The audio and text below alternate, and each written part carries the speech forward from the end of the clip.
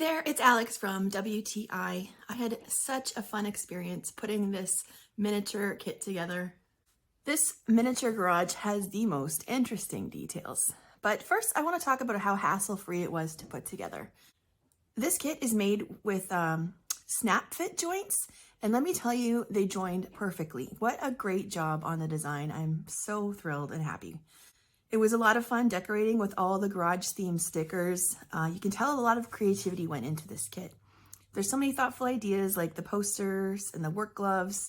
It just really makes the garage look so authentic looking.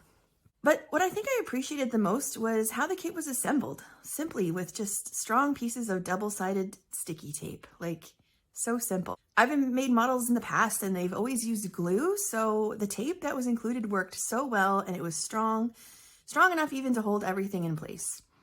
Okay, so I've never done any electrical work in my life before, but even I was able to figure out the lighting. And honestly, what a captivating scene the light makes when it's on. I gave myself a gold star for figuring that one out. But don't be intimidated, it's not that hard.